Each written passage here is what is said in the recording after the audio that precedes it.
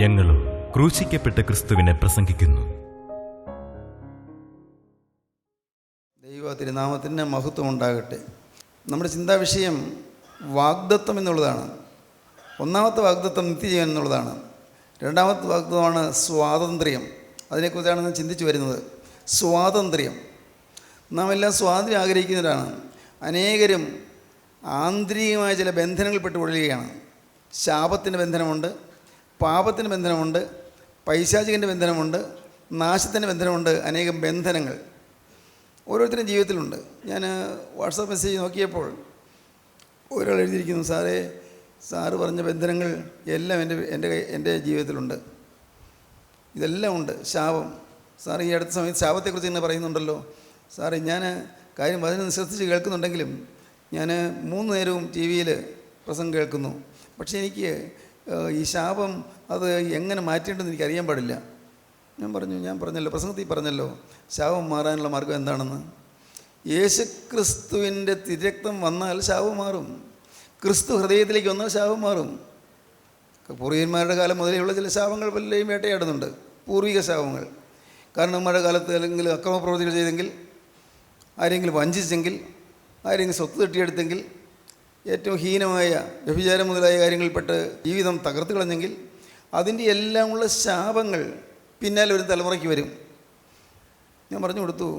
ഞാൻ പ്രസംഗിക്കുമ്പോൾ പറയാറുണ്ടല്ലോ, പുറപ്പാട് 20:5, എന്നെ പയക്കുന്നവരിൽ പിതാക്കന്മാരുടെ അകൃത്യം 3-ാമത്തെയും 4-ാമത്തെയും തലമുറ വരെ മക്കളുടെ മേൽ സന്ദർശിക്കും. പിതാക്കന്മാരുടെ അകൃത്യം 3-ാമത്തെയും 4-ാമത്തെയും തലമുറ വരെ മക്കളുടെ മേൽ സന്ദർശിക്കും. അന്യായമായി സമ്പാദിച്ചാൽ നമുക്ക് നമ്മുടെ മക്കൾക്ക് അനുഭവിക്കാൻ കിട്ടുമെന്ന് വിചാരിക്കേണ്ട. അന്യായമായി നമ്മുടെ കയ്യിൽ എന്തെങ്കിലും ഉണ്ടായിപ്പോയാൽ, ലഭിച്ചു പോയാൽ നമ്മുടെ മക്കൾക്കത് കിട്ടുകയില്ലെന്ന് വെച്ചാൽ അവർ ദുരിതം അനുഭവിക്കേണ്ടി വരും, കടുത്ത ദുരിതങ്ങൾ അനുഭവിക്കേണ്ടി വരും. അതുപോലെ നാം ചെയ്യുന്ന ചില ദുഷ്കർമ്മങ്ങൾ, ചില ഭീകരമായ ദുഷ്കൃതികൾ, അതെല്ലാം വലിയ മഹാനാശത്തിലേക്ക് നമ്മുടെ മക്കളെയും തള്ളിവിടും. ഇത് പലരും അറിയുന്നില്ല. ഈ ശാപങ്ങൾ അതെല്ലാം മാറി സ്വതന്ത്രനായി തീരുന്നൊരു ഭാഗ്യമാണ് വാസ്തവത്തിൽ ക്രിസ്തു നമുക്ക് തരുന്നത്. അതാണ് ഗലാത്യ ലേഖനം 5-ാം അധ്യായം 1-ാം വാക്യത്തിൽ നിന്ന് വായിക്കുന്നത്. ക്രിസ്തു നമുക്ക് സ്വാതന്ത്ര്യം തരികയാണ്. നമുക്ക് വേണമെങ്കിൽ ആവശ്യക്കാർക്ക് എത്ര കൊടിയ ശാപങ്ങൾക്ക് അടിമയായാണെങ്കിലും, ഇത്ര ഭീകരമായ ശാപങ്ങൾക്ക് ഉള്ള അടിമത്തത്തിൽ പെട്ടതാണെങ്കിലും, ക്രിസ്തു ശാപമോക്ഷം തരും, ശാപം മാറ്റിത്തരും. ക്രിസ്തു പാപമോചനം തരും, പാപം മാറ്റിത്തരും. ക്രിസ്തു നാശം മാറ്റിത്തരും, നാശമുണ്ട് മാറ്റിത്തരും. തലമുറകളിലേക്ക് പടർന്നു കയറുന്നതായ ശാപവും നാശവും ദോഷവും എല്ലാം മാറ്റിത്തരാൻ യേശുക്രിസ്തുവിനെ ഹൃദയത്തിലേക്ക് സ്വീകരിച്ചാൽ മാത്രം മതി, വേറൊന്നും വേണ്ട. ഇത്രയും കാലം മുഴുവൻ പാപത്തിലും ശാപത്തിലോട്ടവനാണെങ്കിലും ഇന്ന് നിങ്ങൾ ഈ വാക്കുകളെ കേൾക്കുമ്പോൾ നിങ്ങളുടെ ഹൃദയം തുറന്ന്, കർത്താവേ, എൻ്റെ കുടുംബത്തിലേക്ക് നീ വരണമേ, അതിനെൻ്റെ ഹൃദയത്തിലേക്ക് നീ വരണമേ, എൻ്റെ ജീവിതത്തിലേക്ക് നീ വരണമേ. എൻ്റെ ഹൃദയത്തിലേക്ക് നീ വന്നാൽ നിന്നെ വഹിച്ചുകൊണ്ട് ഞാൻ എൻ്റെ കുടുംബത്തിലേക്ക് പോകും. ആ കുടുംബത്തിലും സ്വാതന്ത്ര്യം ഉണ്ടാകും, എൻ്റെ മക്കൾക്ക് സ്വാതന്ത്ര്യം ഉണ്ടാകും, എൻ്റെ മക്കളുടെ മക്കൾക്ക് സ്വാതന്ത്ര്യം ഉണ്ടാകും. തലമുറയായി അനുഗ്രഹിക്കപ്പെടും. 1000 തലമുറയോളം ദയ കാണിക്കുന്നതാണല്ലോ നീ പറഞ്ഞത്. അതുകൊണ്ട് കർത്താവേ, ഇന്ന് ഞാൻ ഈ വാക്കുകളെ കേൾക്കുമ്പോൾ നാഥ, നീ എൻ്റെ ഹൃദയത്തിലേക്ക് വരണമേ എന്ന് നാം പ്രാർത്ഥിക്കണം. ക്രിസ്തു ഹൃദയത്തിലേക്ക് വരണം. അതൊരു ശ്രേഷ്ഠമായ അനുഭവമാണ്. വേറെ വലിയ ബന്ധപ്പാടോ എന്തെങ്കിലും തരത്തിലുള്ളതായ പൈസ ചിലവോ എന്നുള്ള കാര്യമല്ലത്. ഹൃദയം തുറന്ന് ക്രിസ്തുവിനെ സ്വീകരിക്കുക. എനിക്ക് യേശുവിനോട് ജീവിക്കണം എന്നുള്ളതായൊരു ആഗ്രഹം വരിക. യേശുവിനോട് ജീവിക്കണം. ശാപത്തിന് ബന്ധമെന്ന് പറഞ്ഞാൽ സംശയരോഗം. ചിലപ്പോൾ അവർക്ക് ഭാര്യയെ സംശയം, ഭാര്യ എന്നേക്കാൾ കൂടുതൽ വേറെ ആരെയോ സ്നേഹിക്കുന്നുണ്ടെന്ന് തോന്നൽ, അല്ലെങ്കിൽ ഭർത്താവിനെ കുറിച്ച് സംശയം, എന്നേക്കാൾ കൂടുതൽ വേറെ ആരെയോ സ്നേഹിക്കുന്നുണ്ടെന്ന് സംശയം. അത് വെറും സംശയമാണ്. ആരെങ്കിലും പറഞ്ഞു കൊടുത്താൽ തന്നെ സംശയമാണ്, അങ്ങനെ സംഭവം ഇല്ല, പേടിക്കണ്ട, നിങ്ങളുടെ ഭാര്യ നിങ്ങളെ തന്നെയാണ് സ്നേഹിക്കുന്നത്, വേറെ ആരും ഇല്ല, അല്ല നിങ്ങളുടെ ഭർത്താവ് നിങ്ങളെ തന്നെയാണ് സ്നേഹിക്കുന്നത്, വേറെ ആരുമില്ല എന്ന് പറഞ്ഞു കൊടുത്താലും അവർക്കത് ബോധ്യമാകില്ല. അത് ആ രോഗത്തിൻ്റെ ലക്ഷണം തന്നെയാണ്. അവർ ചികിത്സയ്ക്ക് സമ്മതിക്കുകയില്ല. മരുന്ന് ഡോക്ടർ നിർദ്ദേശിച്ചാൽ പോലും ആ മരുന്ന് കഴിക്കുകയില്ല. ശാപകരമായ ആ പാപത്തിൻ്റെ, ആ ഭീകരമായ അടിമത്തത്തിൻ്റെ ലക്ഷണമാണത്. എനിക്ക് രോഗമുണ്ട് സമ്മതിക്കുകയില്ല, നിനക്കാ രോഗമെന്ന് പറയും. എന്നാൽ ബുദ്ധിയുള്ള മനുഷ്യൻ വാസ്തവം ചെയ്യേണ്ടത് അവൻ ഡോക്ടറെ കാണുക, ഡോക്ടർ നിർദ്ദേശം അനുസരിക്കുക. നിർദ്ദേശം പാലിച്ചാൽ ഈ ഭയങ്കരമായ ശാപത്തിൽ നിന്ന് മോചനം നേടാൻ പറ്റും. അനേകർക്ക് ഇതൊന്നും അറിയാൻ വയ്യ. ദൈവത്തിന് സ്തോത്രം. ചിലർ എനിക്കിപ്പോൾ രോഗമൊന്നുമില്ല, ഞാൻ മരുന്ന് ഇനി കഴിക്കുന്നില്ല എന്ന് പറഞ്ഞ് മരുന്ന് മുടക്കും. തെറ്റാണത്.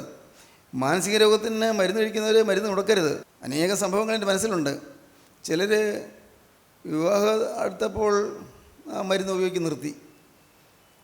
കാരണം വിവാഹം അടുക്കാൻ പോകുന്നു, ഇപ്പോൾ രോഗമൊന്നുമില്ല, പ്രശ്നമൊന്നുമില്ല, സാധാരണ ബുദ്ധിയോടുകൂടി ഇതൊക്കെ നിൽക്കുന്നത്. വിവാഹം കഴിഞ്ഞ് 2-3 ദിവസം കഴിഞ്ഞപ്പോഴേക്കും ആ മരുന്ന് നിർത്തിയതുകൊണ്ടുള്ളതായ റിയാക്ഷൻ വന്നു. പിന്നെ വയലൻ്റായി, ഭയങ്കരമായ വയലൻ്റായി. പിന്നെ ഈ അടുത്ത ദിവസം വിവാഹം കഴിച്ച പെൺകുട്ടിയെ തല്ലാനും പല വിധത്തിൽ പീഡിപ്പിക്കാൻ തുടങ്ങി. പാവ പെൺകുട്ടി പേടിച്ച് ഓടി അവളുടെ അപ്പനും അമ്മയും വിളിച്ചു അവളുടെ വീട്ടിലേക്ക് പോയി. നടന്ന കാര്യം പറയുന്നത്. പ്രിയപ്പെട്ടവരെ, ഇങ്ങനെ ഈ സ്വഭാവത്തിൽ വരുന്ന മാറ്റങ്ങൾക്ക് പിന്നിൽ ഒരു ദുഷ്ടനായ പൈശാചികനുണ്ട്, സാത്താൻ്റെ തന്ത്രമുണ്ട്. പൈശാചികൻ മനുഷ്യരെ ഇന്ന് പീഡിപ്പിച്ചുകൊണ്ടിരിക്കുകയാണ്, നശിപ്പിച്ചുകൊണ്ടിരിക്കുകയാണ്. ഇങ്ങനെയുള്ള രോഗങ്ങൾ വരുത്തുന്നതും പിശാചിൻ്റെ തന്ത്രമാണ്. എന്നാൽ നിങ്ങൾ വിശ്വസിക്കൂ, നിങ്ങൾ പ്രാർത്ഥിച്ച് ജീവിതം കർത്താവിൻ്റെ കരങ്ങളിലേക്ക് കൊടുത്താൽ, എന്നേക്കുമായി യേശുവിനെ നിങ്ങളെ തന്നെ വിട്ടുകൊടുത്താൽ, നിങ്ങൾക്ക് തീർച്ചയായും ഇങ്ങനെയുള്ള പ്രതിസന്ധികളിൽ നിന്ന് മോചനം പ്രാപിക്കാൻ സാധിക്കും. പലരും അത് മനസ്സിലാക്കാൻ സാധിക്കുന്നില്ല. ഇപ്പം ഞാൻ ഈ പറയുന്ന വാക്കുകൾ തന്നെയും വേണ്ടതുപോലെ ഉള്ളിൽ കയറുന്നില്ല. ചിലർക്ക് കേൾക്കുന്നുണ്ട്, പക്ഷേ ഹൃദയത്തിലേക്ക് കടക്കുന്നില്ല. എനിക്കറിയാം, പലരുടെ ഉള്ളത്തിലേക്ക് ഈ വാക്കുകളുടെ അർത്ഥം കടന്നു വരുന്നില്ല. വലിയൊരു അപകടത്തിലും ശാപത്തിലും നാശത്തിലുമാണ് നിൽക്കുന്നതെന്ന് പലർക്കും മനസ്സിലാകുന്നില്ല. എന്തായാലും ഒരു ദിവസം മനസ്സിലാകും. നാം മരിക്കാറായി കിടക്കുമ്പോൾ മനസ്സിലാകും. മരിച്ചിട്ടില്ല, പക്ഷെ മരിക്കാറായി കിടക്കുമ്പോൾ മനസ്സിലാകും. അപ്പോൾ ശാപകരമായ അനേകം കാര്യങ്ങൾ നമ്മുടെ മുന്നിൽ നിന്ന് അണിനിരന്ന് നിൽക്കും. വാട്ട് കംസ് ആഫ്റ്റർ ഡെത്ത് എന്ന് പറയുന്ന പുസ്തകത്തിൽ, വാട്ട് കംസ് ആഫ്റ്റർ ഡെത്ത്, മരണത്തിന് ശേഷമുള്ള ജീവിതം എന്നുള്ള പുസ്തകത്തിൽ അവിടെ ഡോക്ടർ മോറിസ് റോളിൻസ് പറയുന്നു, അത് പറയുന്നതാണ്, മരണനേരത്തോടടുത്ത് എല്ലാ തിന്മകളും അണിനിരന്ന് നിൽക്കുന്ന മുമ്പിൽ കാണും. വീട്ടുകാരോ സ്വന്തക്കാരോ വന്ന് നോക്കുമ്പോൾ മരിക്കാറായി കിടക്കുകയാണ്, ശ്വാസം വായു വലിച്ച് കിടക്കുകയാണെന്ന് പറയും, ആളറിയുന്നില്ലെന്നൊക്കെ പറയും. പക്ഷേ ആളറിയുന്നില്ല, ശരി, പക്ഷേ വേറൊരു ലോകത്ത് പ്രവേശിച്ചു കഴിഞ്ഞു. മരിച്ചു കഴിഞ്ഞില്ല, പക്ഷേ വേറെ ലോകത്തേക്കായി. ക്ലിനിക്കലി ഡെഡായില്ല, പക്ഷേ വേറെ ലോകത്തായി. അങ്ങേ ലോകത്തുള്ള കടന്നു ചെല്ലാനായിട്ട് തുടങ്ങുന്ന മനുഷ്യൻ ഭീകരമായ നരകത്തിലേക്കാണ് പോകുന്നതെന്ന് അപ്പോൾ മനസ്സിലാക്കുന്നു. പക്ഷേ നിർവാഹമില്ല, ഇനി പിന്നെ രക്ഷപ്പെടാൻ നിർവാഹമില്ല. അപകടകരമായ രംഗത്തേക്കാണ് പോകുന്നത് മനസ്സിലാക്കുന്നു. ഭീകര സത്വങ്ങൾ, കറുത്തിരണ്ട സത്വങ്ങളൊന്ന് അവനെ കൂടിക്കൊണ്ടുവന്ന് നിൽക്കുന്നത് കാണുന്നു, പേടിച്ചു പോകുന്നു. ഭീകരന്മാരായി ദുരാത്മാക്കൾ വന്ന് നിൽക്കുന്നു. അവനെയും കൊണ്ട് അങ്ങ് നരകത്തിൻ്റെ ഭീകരതയിലേക്ക്, യാതനയിലേക്ക് പോകാൻ തുടങ്ങുന്നു. ഇത് മനസ്സിലാക്കുന്നു. ഈ രോഗിയായി മരിക്കാൻ കിടക്കുന്നയാൾ മനസ്സിലാക്കുന്നു. പക്ഷേ ഇനിയൊന്നും ചെയ്യാൻ നിർവാഹമില്ല. എന്തു പറഞ്ഞാലും നഷ്ടപ്പെട്ടു കഴിഞ്ഞു, കഷ്ടപ്പെട്ട് പോയി കഴിഞ്ഞു. ഇങ്ങനെയെല്ലാമുള്ള കെടുതികളിലേക്ക് പോകാതിരിക്കണമെങ്കിൽ നമുക്ക് ഇന്ന് സ്വാതന്ത്ര്യം വേണം. പൈശാചികളിൽ നിന്നുള്ള സ്വാതന്ത്ര്യം വേണം. സാത്താൻ്റെ അടിമത്തിൽ നിന്നുള്ള മോചനം വേണം. അനേകരെയും സാത്താൻ വിഴുങ്ങി കഴിഞ്ഞിരിക്കുകയാണ്. സാത്താൻ്റെ വായിലായി കഴിഞ്ഞിരിക്കുകയാണ്. പിടിച്ച് തിരിച്ചിട്ടാൻ സാധ്യമല്ലാത്ത വിധത്തിൽ അങ്ങ് കൊണ്ടുപോവുകയാണ്. പിശാചൻ കൊണ്ടുപോവുകയാണ്. അവന് ഇഷ്ടമില്ലാത്ത സ്ഥലത്തേക്ക് കൊണ്ടുപോവുകയാണ്. ഇഷ്ടമില്ലാത്ത കാര്യങ്ങളിലേക്ക് കൊണ്ടുപോവുകയാണ്. ബന്ധിച്ചിടുകയാണ്. ആ ബന്ധനം അറുത്ത് മാറ്റാൻ പറ്റുന്നില്ല. ഒരു പുരുഷൻ അവൻ്റെ ഭാര്യയോട് പറഞ്ഞു, എനിക്ക് നിന്നെ വേണ്ട. ആ സ്ത്രീ എന്നെ വിളിച്ചു പറഞ്ഞു, എനിക്ക് നിന്നെ വേണ്ട, ഞാൻ ഇന്ന സ്ത്രീയാണ് ഞാൻ സ്നേഹിക്കുന്നത്. അവൾ അറിയുന്ന സ്ത്രീയാണ്, ഞാൻ അവളുടെ കൂടെയാണ് ജീവിക്കുന്നത്. അവൾ പറഞ്ഞു, പാവം കരഞ്ഞു, അയ്യോ എന്നെ വിട്ട് പോകല്ലേ, എനിക്ക് ആരാ ഉള്ളത്, എനിക്ക് നിന്നെ വേണ്ട, ഞാൻ തീരുമാനിച്ചു കഴിഞ്ഞു. ആ മനുഷ്യൻ ഒരു കൂസലും ഇല്ലാതെ ഇറങ്ങി പോവുകയാണ്. നോക്കൂ, ഒരു വലിയ ബന്ധനം. മറ്റേ അവൻ പോകുന്ന സ്ത്രീയാണോ, 2 മക്കളുള്ള സ്ത്രീയാണ്. പക്ഷേ ആ സ്ത്രീയുടെ സ്വഭാവത്തിലുള്ളതായ തിന്മ ഈ മനുഷ്യനെ ആകർഷിച്ച് അവനെ വശീകരിച്ചുകൊണ്ട് പോവുകയാണ്, നാശത്തേക്ക് കൊണ്ടുപോവുകയാണ്. സ്വന്തം ഭാര്യയെ സ്നേഹിക്കുന്നില്ല, അന്യസ്ത്രീയെ സ്നേഹിക്കുന്നു. നോക്കൂ, ഇതെല്ലാം അപകടകരമായ ദോഷങ്ങളാണ്, അപകടകരമായ കാര്യങ്ങളാണ്, ദോഷമാണ്. ഇങ്ങനെ അനേകം അടിമത്തങ്ങളിൽ നിന്ന് മനുഷ്യന് നട്ടം തിരിയുകയാണ്. എങ്ങനെ സ്വാതന്ത്ര്യം കിട്ടും? ഞാൻ പറഞ്ഞല്ലോ, ഒരേ ഒരു മാർഗ്ഗമേ ഉള്ളൂ, വേറെ ഒന്നും വേണ്ട. ഒരേ ഒരു മാർഗം, കർത്താവായ യേശു ക്രിസ്തുവിനെ ഹൃദയത്തിലേക്ക് വിളിക്കുക. യേശുവേ, നീ എൻ്റെ ഹൃദയത്തിലേക്ക് വരണമേ എന്ന് പറയുക. ഇപ്പോൾ നിങ്ങൾ അബോധാവസ്ഥയിലാണ് ഇരിക്കുന്നതെങ്കിൽ തന്നെയും, ഒരുപക്ഷെ ഇപ്പോൾ കേൾക്കുന്ന നിങ്ങൾക്ക് കാര്യങ്ങൾ മനസ്സിലാകുന്നില്ലെങ്കിൽ തന്നെയും നിങ്ങൾ കാര്യം ചെയ്യൂ. കർത്താവ് ഇന്ന് നിന്നോട് യാചിക്കുകയാണ്, നീ എൻ്റെ ഹൃദയത്തിലേക്ക് വരണമേ, എൻ്റെ ഉള്ളത്തിലേക്ക് വരണമേ. ദൈവത്തിന് സ്തോത്രം. അതൊരു മഹാഭാഗ്യമാണ്, യേശു ഹൃദയത്തിലേക്ക് വരിക. സത്യമായും പ്രിയപ്പെട്ടവരെ, നിങ്ങൾ വിശ്വസിക്കൂ, അക്ഷരീകമായി യേശു നടന്നു വരുന്നത് നിങ്ങൾക്ക് അനുഭവിക്കാം. ഹൃദയത്തിലേക്ക് നടന്ന് കയറുന്നത് നിങ്ങൾക്ക് അനുഭവിക്കാം. നിങ്ങൾക്ക് പിന്നെ ശാപഭീതിയില്ല, പാപഭീതിയില്ല, പൈശാചിക ഭീതിയില്ല. ബന്ധനങ്ങൾ മുഴുവൻ പെട്ടെന്ന് കരിഞ്ഞു പോകും, എല്ലാം കരിഞ്ഞു പോകും. തീക്കുഴിയിലെ ബാലന്മാർ ശദ്രക്ക്, മേശക്ക്, അവേദനകോ തീക്കുഴിലേക്ക് എറിഞ്ഞവരെ നെബൂഖദ്നേസർ രാജാവ് വലിയൊരു ബിംബം നാട്ടി ആ ബിംബത്തെ നമസ്കരിക്കാത്തവരെ തീക്കുഴിയിൽ ഇടുമെന്നാണ് പറഞ്ഞത്, അഗ്നിയിലേക്ക്. ഈ 3 ബാലന്മാർ അതിന് തയ്യാറായില്ല. അവർ രാജാവിൻ്റെ ബിംബത്തെ നമസ്കരിക്കാൻ തയ്യാറായില്ല. അവരെ രാജാവിന് കോപം ജ്വലിച്ചു. അവരെ തീയിലേക്ക് എറിയാൻ പറഞ്ഞു. 7 ഇരട്ടി തീയുടെ ശക്തി വർദ്ധിപ്പിച്ചു. വലിയൊരു തീ പോയി ഒരുക്കി വെച്ചിരിക്കുന്നു, അതിലേക്ക് എറിയാനാണ് പറഞ്ഞത്. അവരെ എറിയാൻ കൊണ്ടുപോയവർ തീജ്വാല നിമിത്തം അവർ കരിഞ്ഞുപോയി. ഇവർ തീയിലേക്ക് ചെന്നു, ആ തീയിൽ വീണു. തീർച്ചയായിട്ടും എല്ലാവരും നോക്കി നിൽക്കേ, എല്ലാവർക്കും അറിയാം അവർ ചാകാൻ പോവുകയാണ്, കത്തി കരിയും എന്നറിയാം, കഷ്ണം കഷ്ണമായി കരിക്കട്ടയായിട്ട് എടുക്കാമെന്നറിയാം. അങ്ങനെ എല്ലാവരും നോക്കി നിൽക്കുമ്പോൾ ഉണ്ട് ഈ 3 പേരല്ല 4 പേര് തീയിൽ കൂടി നടക്കുന്നു. 4 പേര്. രാജാവ് ചോദിച്ചു, തൻ്റെ സേവകരോട് ചോദിച്ചു, നമ്മൾ എത്ര പേരെയാണ് തീയിലിട്ടത്? 3 പേര്. 3 പേരെയാണോ? അതെ, 3 പേര്. അപ്പോൾ 4 പേര് നടക്കുന്നു തോന്നുന്നല്ലോ. ഉണ്ട്, 4 പേരുണ്ട്. ഒരാൾ ദൈവദൂതനെ പോലെ ഇരിക്കുന്നു, പറയുകയാണ്. ഒരാൾ ദൈവദൂതനെ പോലെ ഇരിക്കുന്നു, മാലാഖയെ പോലെ തേജസ്സേറിയ ഒരു രൂപം ഇങ്ങനെ നടക്കുന്നു അവരോടൊപ്പം. ദൈവത്തിന് സ്തോത്രം. സ്നേഹിതരെ, യാതൊരു ബാധയും നമ്മിൽ തട്ടാതെ വണ്ണം നമ്മെ പരിപാലിക്കാൻ സ്വർഗീയ സേനകളുണ്ട്. സ്വർഗീയ സേനകൾ. ജീവനുള്ള ദൈവത്തിൻ്റെ മക്കളെ പരിപാലിക്കുവാൻ സ്വർഗത്തിലെ ദൂതന്മാരുടെ വൃന്ദമുണ്ട്. അവർ നമ്മെ വലയിച്ച് നിൽക്കുകയാണ്. യഹോവയുടെ ദൂതൻ അവൻ്റെ ഭക്തന്മാരുടെ ചുറ്റും പാളയം ഇറങ്ങി അവരെ വിടുവിക്കുന്നു, നമ്മെ വിടുവിക്കുന്നു. സാത്താൻ്റെ ബാധയിൽ നിന്ന് വിടുവിക്കുന്നു, പൈശാചികൻ്റെ ബന്ധനത്തിൽ നിന്ന് വിടുവിക്കുന്നു. പ്രിയപ്പെട്ടവരെ, നമ്മുടെ ജീവിതത്തിൽ ഏതെല്ലാമാണ് ബന്ധനങ്ങൾ? അത് ഓരോന്നോരോന്നായി ഓർത്താൽ തീരുകയില്ല. കാരണം ഓർത്താൽ തീരാത്ത തര പാപങ്ങളുടെ ബന്ധനങ്ങളുണ്ട്.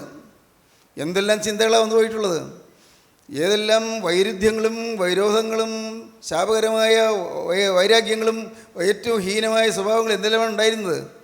ഇത് ഓരോന്നോരോന്ന് ഓർത്തോർത്ത് ഏറ്റുപറയാൻ തുടങ്ങിയാൽ തീരില്ല. പക്ഷേ എന്തു ചെയ്യണം? കർത്താവേ, എന്നെ ഞാൻ മുഴുവനായി നിൻ്റെ കരങ്ങളിലേക്ക് തരുന്നു. ഈ ജീവിതം ഇനി എൻ്റേതല്ല, നിൻ്റേത്. ദൈവത്തിന് സ്തോത്രം. ഞാൻ പഴയ മനുഷ്യൻ തീർന്നു, പഴയ മനുഷ്യൻ മരിച്ചു. ഞാനിതാ ഇനി നിൻ്റെയാണ്. എൻ്റെ യേശുവേ, ഞാൻ നിൻ്റേതാണ്. എന്നും കേൾക്കുന്നല്ലേ ഇത്. പക്ഷേ നിങ്ങൾ മനസ്സിലാക്കണം, ക്രിസ്തു യേശുവിനുള്ളവർ ജഡത്തെ അതിൻ്റെ രാഗമോഹങ്ങളോട് ക്രൂശിച്ചിരിക്കുന്നു. ക്രൂശിക്കുകയാണ്, ഈ ശരീരത്തെ ക്രൂശിക്കുകയാണ്, മോഹത്തെ ക്രൂശിക്കുകയാണ്, നമ്മുടെ ചിന്താഗതികളെ ക്രൂശിക്കുകയാണ്, നമ്മുടെ മനോഭാവങ്ങളെ ക്രൂശിക്കുകയാണ്. എല്ലാം തകർന്നു. വേണ്ട, ഇനി എനിക്ക് വേണ്ട. പാപയിമ്പം വേണ്ട, നാം പാടും. ലോകയിമ്പം വേണ്ട എന്ന് നാം പാടും. പക്ഷേ നമ്മുടെ ജീവിതത്തിൽ ഹൃദയത്തിൽ മാറുന്നില്ല. ശ്രദ്ധിക്കൂ, നിങ്ങളുടെ ജീവിതത്തിലെ പാപം ഏതെല്ലാം വിധത്തിലാണ് ബന്ധിച്ചിരിക്കുന്നത്. സ്വാതന്ത്ര്യം വേണം, സ്വാതന്ത്ര്യം. ദൈവത്തിന് സ്തോത്രം. പുറപ്പാട് പുസ്തകം 5-ാം അധ്യായം 1-ാം വാക്യവും പുറപ്പാട് 8-ന്റെ 1 വായിക്കാം. സ്വാതന്ത്ര്യം. എന്തിനാണ് സ്വാതന്ത്ര്യം കിട്ടുന്നത്? വായിക്കാം. മരുഭൂമിയിൽ എനിക്ക് ഉത്സവം കഴിക്കേണ്ടതിന് എൻ്റെ ജനത്തെ വിട്ടയക്കണമെന്ന് ഇപ്രകാരം ഇസ്രായേൽ ദൈവമായ യഹോവ കൽപ്പിക്കുന്നുവെന്ന് പറഞ്ഞു. മരുഭൂമിയിൽ എനിക്ക് ഉത്സവം കഴിക്കേണ്ടതിന് എൻ്റെ ജനത്തെ വിട്ടയക്കായി എന്ന് ഫറവോനോട് കൽപ്പിക്കുകയാണ്. മോശ എന്ന് പറയുകയാണ്, മരുഭൂമിയിൽ ദൈവം അരുളി ചെയ്യുന്നു, ജീവനുള്ള ദൈവം പറഞ്ഞ് ഞങ്ങളെ വിട്ടിരിക്കുകയാണ്. മരുഭൂമിയിൽ ഉത്സവം ആചരിക്കേണ്ടതിന് എൻ്റെ ജനത്തെ വിട്ടയക്കണം. പ്രിയപ്പെട്ടവരെ, ഈ മരുഭൂമിയിൽ ഉത്സവം. ഇന്ന് നമ്മുടെ ജീവിതത്തിൽ ഉത്സവം ലഭിക്കും. ക്രിസ്തു അകത്ത് വന്നാൽ സത്യ ആരാധന ലഭിക്കും. യേശു ക്രിസ്തു അകത്ത് വന്നാൽ എല്ലാ വ്യാകുലങ്ങളും ആദികളും വ്യാധികളും മാറിപ്പോകും. സത്യം. ദൈവത്തിന് സ്തോത്രം. ഇന്ന് നിങ്ങൾ ഇവിടെ ഇരുന്ന് കേൾക്കുന്നവർ മാത്രമല്ല, ലോകത്ത് നാനാഭാഗങ്ങളിൽ നിന്ന് അനേകായിരങ്ങൾ ഈ വാക്കുകളെ കണ്ടുകൊണ്ടിരിക്കുന്നു. ദൈവത്തിന് സ്തോത്രം. അവർ ഓരോരുത്തരുമായി ഞാൻ പറയുകയാണ്, എല്ലാവരോടായിട്ട് പറയുകയാണ്, നിങ്ങളുടെ ജീവിതത്തിൽ ഉത്സവം തുടങ്ങാം. നിങ്ങളുടെ ജീവിതത്തിലെ ക്ലേശങ്ങൾ മാറും, നിങ്ങളുടെ അസന്തുഷ്ടികൾ മാറും, നിങ്ങളുടെ അസ്വസ്ഥതകൾ മാറും, അസമാധാനം മാറും, കുടുംബത്തിലെ ഞെരുക്കങ്ങൾ മാറും. ഇന്ന് വീട്ടിലുള്ള വഴക്കും പിണക്കവും മാറും, വീട്ടിലെ കലഹം മാറും. ഇന്ന് നിങ്ങളെ അലട്ടുന്നതായ കടത്തിൻ്റെ ബന്ധനങ്ങൾ മാറും. അനേകം കെടുതികൾ നമ്മുടെ ജീവിതത്തിലുണ്ട്. എല്ലാം മാറ്റും. ആര്? യേശുക്രിസ്തു. യേശുക്രിസ്തു നിങ്ങളുടെ ബന്ധനങ്ങൾ അഴിച്ചു തരും. ദൈവത്തിന് സ്തോത്രം. ബന്ധനങ്ങൾ അഴിച്ചു തരും, ചങ്ങലകൾ അഴിച്ചു തരും. ദൈവത്തിന് സ്തോത്രം. എല്ലാ കെട്ടുകളും പൊട്ടിച്ചു തരും. തീ നിങ്ങളുടെ ചുറ്റും കത്തിക്കൊണ്ടിരിക്കും, പക്ഷേ നിങ്ങൾക്കൊരു കേടും വരികയില്ല. തീക്കുഴിയിലെ ബാലന്മാർക്ക്, അഗ്നിപ്പൊയ്യിലേക്ക് വീഴാൻ ബാലന്മാർക്ക്, അവർക്ക് ചുറ്റും തീ കത്തുന്നുണ്ട്. അവർ തീയിൽ കൂടി നടക്കുന്നു, ഒരു കേടും വന്നില്ല. അവരുടെ ബന്ധനം കഴിഞ്ഞു പോയി. കയ്യും കാലും കെട്ടിയാണ് ഇട്ടത്, പക്ഷേ ആ കെട്ടുകളെല്ലാം പൊട്ടിപ്പോയി, കെട്ടുകളെല്ലാം കത്തിപ്പോയി. ദൈവത്തിന് സ്തോത്രം. പ്രിയപ്പെട്ടവരെ, സാത്താനൊരുക്കുന്ന കെട്ടുകൾ പൊട്ടിപ്പോകും, എല്ലാ ബന്ധനങ്ങളും കഴിഞ്ഞു പോകും. എങ്ങനെ? നമ്മുടെ ജീവിതം ക്രിസ്തുവിന് വിധേയപ്പെടുത്തി കൊടുത്താൽ. ഇത് എങ്ങനെയാണ് വിവരിക്കേണ്ടത്? എങ്ങനെയാണ് നിങ്ങൾക്ക് പറഞ്ഞു തരേണ്ടത്? ദൈവത്തിന് സ്തോത്രം. എൻ്റെ സഹോദരങ്ങളെ, അല്പം എന്തുകൊണ്ടാണ് ഞാൻ പറയുന്നത്? അനേകരിന്ന് അറിയുന്നില്ല നാശത്തിലാണെന്ന്, അനേകരിന്ന് അറിയുന്നില്ല അടിമത്തത്തിലാണെന്ന്, അനേകരിന്ന് അറിയുന്നില്ല പാപബന്ധനത്തിലാണെന്ന്. പള്ളിയിൽ പോകുന്നു, കുർബാന കാണുന്നു, കുർബാന കൊള്ളുന്നു. ഇപ്പോൾ കുർബാന കൊള്ളുന്നവരുടെ എണ്ണം കൂടി. കാരണം അച്ഛന്മാർ പറയുന്നത് കുർബാന കൊണ്ടാൽ മാത്രം മതി, പിന്നെ പേടിക്കാനൊന്നുമില്ലെന്ന്. അങ്ങത്ര വഴിയായി ഇന്നത്തെ വിശ്വാസം. ദൈവമേ, ഇതൊക്കെ ആളുകൾ എങ്ങനെയെന്ന് മനസ്സിലാക്കി കൊടുക്കണ്ടു. ഞാൻ വേദനിക്കുകയാണ്. കാരണം കർത്താവെ, കാര്യങ്ങൾക്കുള്ളിൽ അറിയും തോറും ഉള്ളിൽ വേദന വർദ്ധിക്കുന്നു. ദൈവത്തിന് സ്തോത്രം. നാം എങ്ങോട്ട് പോകുന്നു? എങ്ങോട്ടാണ് നമ്മുടെ നീക്കം? ബന്ധനത്തിൽപ്പെട്ട് ഉലയുന്നു, ശാപകരമായ ബന്ധത്തിൽപ്പെട്ട് ഉലയുന്നു. അനേകർ ബന്ധനത്തിലാണ്. കോപത്തിൽ നിന്ന് നിങ്ങൾക്ക് മോചനം കിട്ടിയിട്ടുണ്ടോ? ഒന്ന് ചിന്തിച്ച് നോക്കൂ. ബന്ധനത്തിലല്ലേ? കോപത്തിൽ നിന്ന് മോചനം കിട്ടിയിട്ടുണ്ടോ? ക്രുദ്ധമായ സ്വഭാവങ്ങളും ക്രോധിക്കുന്നതായ ശബ്ദവും വാക്കുകളും എല്ലാം നിങ്ങൾ വരാറില്ലേ? അട്ടഹസിക്കുന്ന വാക്കുകൾ, ഗർജിക്കുന്ന വാക്കുകൾ, ശപിക്കുന്ന വാക്കുകൾ, പ്രാകുന്ന വാക്കുകൾ ഇല്ലേ? നിങ്ങൾ ചിന്തിച്ച് നോക്കൂ. നിങ്ങളുടെ ഹൃദയത്തിൽ ഇരിക്കുന്ന അശുദ്ധിയുടെ വാക്കുകൾ വരാറില്ലേ? അസഭ്യ വാക്കുകൾ വരാറില്ലേ? ദ്വയാർത്ഥം വെച്ച്, രണ്ടർത്ഥം വെച്ചുള്ള വാക്കുകൾ വരാറില്ലേ? പ്രിയപ്പെട്ടവരെ, ഒന്ന് ഓർത്ത് നോക്കൂ. ബോധമില്ലാത്തവരെ പോലെ ജീവിക്കുന്ന അനേകരുണ്ട് ഇന്ന്. ഒരു ബോധവുമില്ല.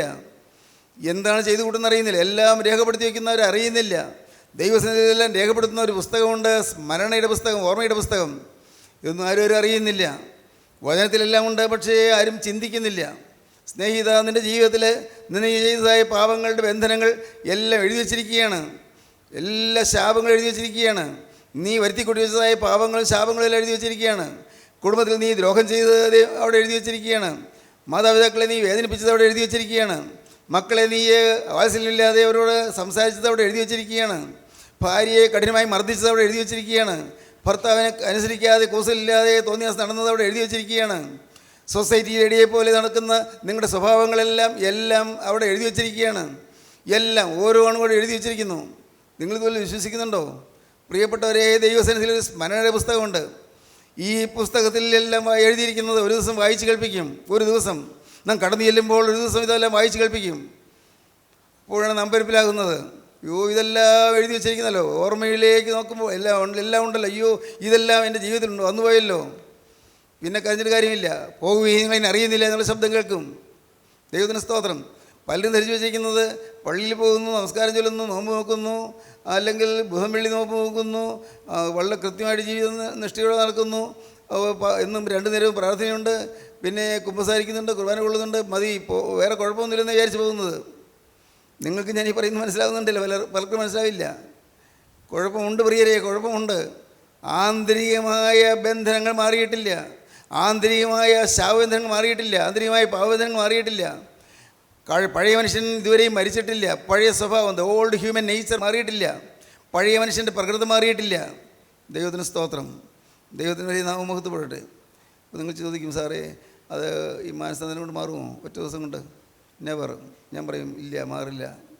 മാനസാന്തരപ്പെട്ടു, വചനം കേട്ടു, സ്വീകരിച്ചു, കർത്താവ് ഹൃദയത്തിൽ വരണമെന്ന് പറഞ്ഞു, കർത്താവ് വരികയും ചെയ്തു. പക്ഷേ ഈ സ്വഭാവം മാറുന്നില്ല.